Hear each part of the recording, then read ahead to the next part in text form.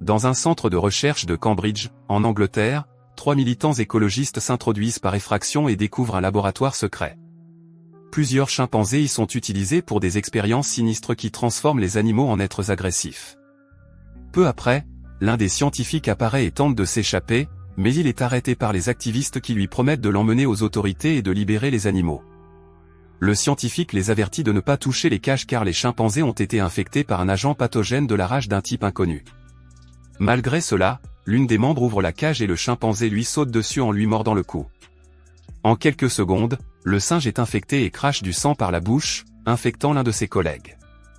28 jours plus tard, dans un hôpital londonien, Jim, un livreur, reprend conscience après un accident de voiture. Avec beaucoup d'efforts, il rassemble quelques vêtements et fournitures dans un sac en plastique, mais ne trouve personne dans tout l'hôpital. Comme si cela n'était pas assez étrange, lorsqu'il sort, il découvre un Londres complètement vide. Mais après s'être promené dans la ville, Jim découvre une immense fresque murale avec plusieurs photos de personnes disparues. Cela le rend encore plus confus et il se rend dans une église où il voit le message. La fin est proche, écrit en lettres de sang sur le mur. Pour ne rien arranger, lorsqu'il arrive dans la salle, plusieurs corps sont entassés autour des chaises. Espérant que quelqu'un est encore en vie, Jim appelle à l'aide. 2 garçons se lèvent avec des expressions étranges sur le visage. Effrayé, il se dirige vers la sortie lorsqu'il tombe sur le prêtre de l'église, qui bouge et grogne comme un animal sauvage. Le prêtre s'avance pour attaquer Jim, qui se défend en le frappant avec son sac à provisions. Malgré cela, le prêtre continue de ramper vers lui, obligeant Jim à fuir l'église, mais d'autres infectés se lancent à sa poursuite dans les rues. Il est presque rattrapé, mais heureusement, 2 hommes masqués commencent à lancer des bouteilles explosives pour mettre le feu aux infectés. Ils mettent Jim à l'abri et font exploser une station-service, dont l'onde de choc atteint le reste de la bande. Maintenant hors de danger, les garçons masqués se présentent comme Mark et Selena. Ils informent Jim de la situation, expliquant qu'un agent pathogène s'est propagé à une vitesse absurde, affectant toute l'Angleterre et étant signalé dans des endroits comme Paris et New York. Le gouvernement a tenté d'établir un contrôle, mais l'armée n'a pas réussi à maîtriser la situation et la majeure partie de la population a été infectée. Bouleversé par cette tragique vérité, Jim déclare qu'il doit se rendre dans la ville la plus proche pour s'assurer que sa famille va bien. Le lendemain matin, Mark et Selena l'accompagnent. Mais lorsqu'ils arrivent à la maison, Jim trouve ses parents sans vie dans leur lit. Apparemment, ils ont décidé de partir en paix, tenant une photo de Jim avec un message d'adieu écrit au dos. Ils doivent maintenant se reposer le reste de la journée à la maison, car il est trop tard pour rentrer et ils ne doivent pas sortir dans la rue la nuit. Mark et Selena essaient de se reposer, mais Jim ne peut pas dormir et va à la cuisine avec une bougie allumée. Malheureusement, la lumière de la bougie qu'il tient à la main attire 2 autres personnes infectées qui franchissent la porte de la cuisine et le font tomber par terre. Selena et Mark se réveillent immédiatement après le bruit et parviennent à éliminer les infectés à coups de machette. Dès la fin du combat, Selena demande si Jim a été mordu ou s'il a été en contact avec le sang des infectés. Jim répond par la négative, mais pour le malheur de Mark, il constate que son bras est gravement blessé. Sans hésiter, Selena l'attaque à la machette jusqu'à ce qu'il soit assommé et dit à Jim qu'il n'y a pas de temps à perdre, car ils doivent sortir de là immédiatement. Après s'être lavé et changé, il continue à marcher dans la rue et Jim pose des questions sur l'infection. Selena répond que si une personne entre en contact avec du sang, l'agent pathogène la submerge en 20 secondes environ. Ils continuent à marcher dans la ville lorsqu'ils aperçoivent au loin un appartement dont le balcon est illuminé par des guirlandes de Noël. Ils pensent qu'il s'agit d'un signal pour les survivants et se dirigent vers l'immeuble, dont l'entrée est bloquée par des chariots de supermarché empilés. Avec beaucoup d'efforts, ils parviennent à les enjamber et à trouver l'échelle de secours. Malgré leur fatigue, ils montent tous les 2 les nombreuses marches, mais Jim n'a plus beaucoup d'énergie car il n'a pas bien mangé ces derniers jours. Ils font une pause pour se reposer dans les escaliers, mais ils entendent bientôt les grognements des infectés qui s'approchent rapidement. Ils sont obligés de fuir à nouveau. Les infectés se rapprochent de plus en plus, mais un homme en tenue militaire muni d'un bouclier tactique apparaît devant eux et leur indique la sortie. Les 2 hommes courent pour sauver leur vie tandis que l'homme arrête les infectés et les élimine à l'aide de sa matraque. L'homme est ravi de voir d'autres survivants et les laisse se reposer pour le reste de la nuit. Jim en profite pour se raser, même s'il n'y a pas d'eau dans les robinets, et Frank le laisse dormir dans le salon tandis que Selena prend la chambre d'amis. Le lendemain matin, Frank emmène Jim au sommet de l'immeuble, où il a placé des dizaines de seaux pour recueillir de l'eau potable. Le problème, c'est que cela fait plusieurs jours qu'il n'a pas plu à Londres et qu'il n'y a déjà plus de réserve. Frank dit que son seul espoir est de trouver une colonie de survivants, qu'il a découverte grâce à un message enregistré diffusé à la radio. Il y a 3 jours de route et Frank dit qu'il a toujours son vieux taxi dans le garage. Ils partent tous les 4 et, en cours de route, Frank trouve un raccourci dans un tunnel souterrain. Grâce à son expérience de chauffeur, Frank parvient à franchir le barrage sans trop de difficultés.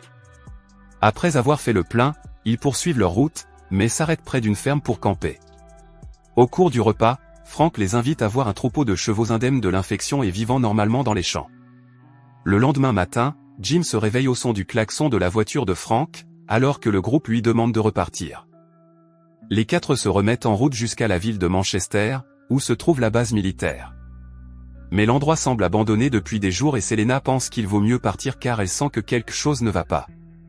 Frank insiste pour continuer les recherches, mais il est rapidement irrité lorsqu'il réalise que leur dernier espoir a disparu.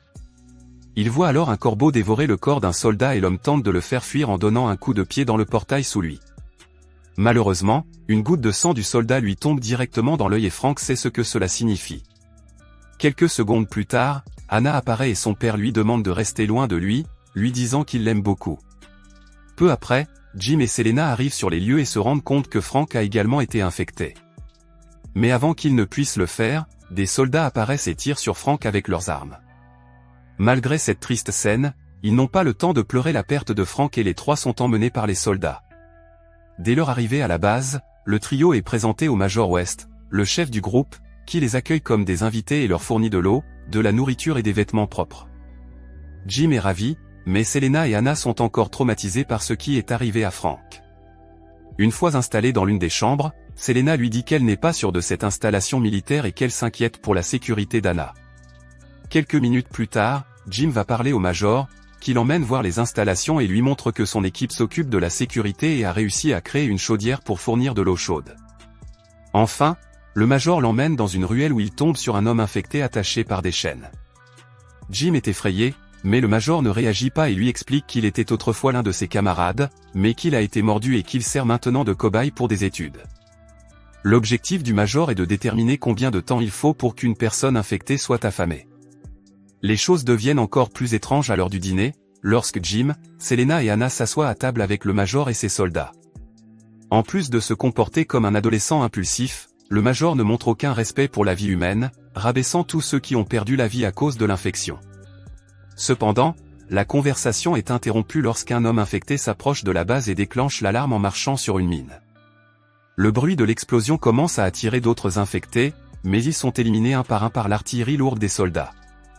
Après l'affrontement, le groupe retourne à l'intérieur et trouve Selena à côté de Jim, armée d'une machette, qui lui demande ce qui s'est passé. Elle tente de se défendre, mais il la retient, ce qui pousse Jim à l'affronter. Malgré ses efforts, Mitch le désarme facilement, mais le sergent Frel n'apprécie pas l'attitude de son collègue et lui tire dessus. Le Major interrompt rapidement la discussion et ordonne à tout le monde de retourner à son poste, rendant également la machette de Selena. Il s'excuse pour l'incident et appelle Jim dans son bureau pour boire un verre. Il explique qu'il y a quelques jours, le groupe était désespéré. Il a donc envoyé un message radio pour attirer les gens en promettant aux soldats qu'ils trouveraient d'autres survivants, des femmes pour la plupart. Dépité, il se précipite pour retrouver les filles et les sortir de là. Mais alors qu'il tente de s'enfuir avec elles dans le couloir, Jim est abattu par l'un des soldats.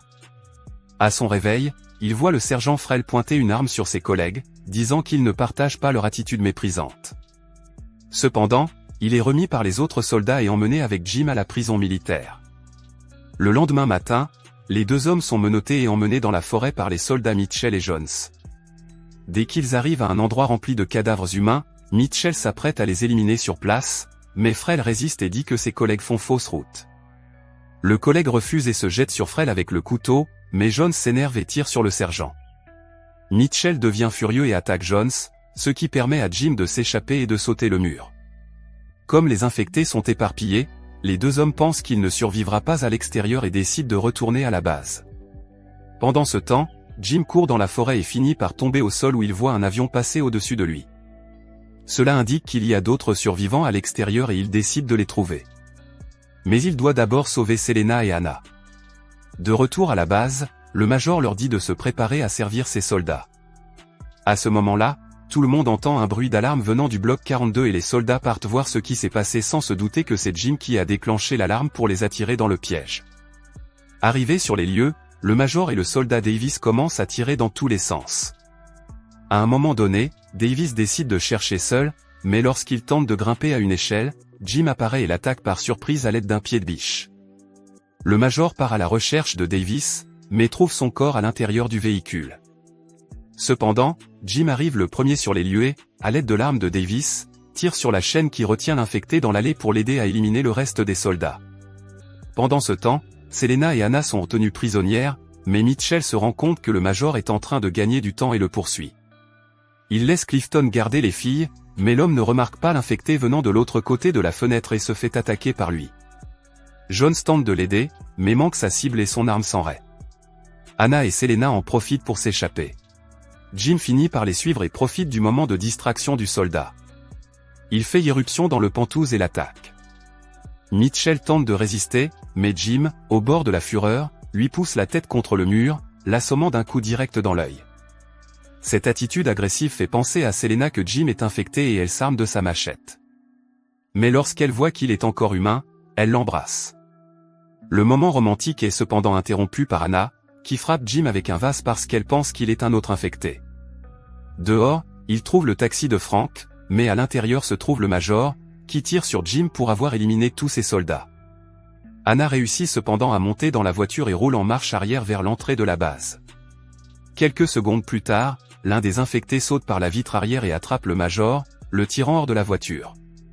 Enfin, Anna récupère Jim et Selena dans un taxi et les trois partent. 28 jours plus tard, Jim se réveille dans un lit après avoir été hospitalisé et secouru par Selena. Ils se cachent tous les trois dans une ferme, avec suffisamment de provisions pour survivre quelques jours de plus. À la ferme, Selena termine de coudre du tissu et Anna leur dit qu'elle entend un avion approcher. Le trio ramasse rapidement les tissus et commence à les disperser dans le champ, en formant le mot « Hello ». Puis le même avion passe juste à côté d'eux et les trois font un signe de la main, espérant que le pilote puisse les trouver. Plus tard, Selena demande à Jim et Anna si quelqu'un viendra les aider cette fois-ci, mais la réponse reste un mystère.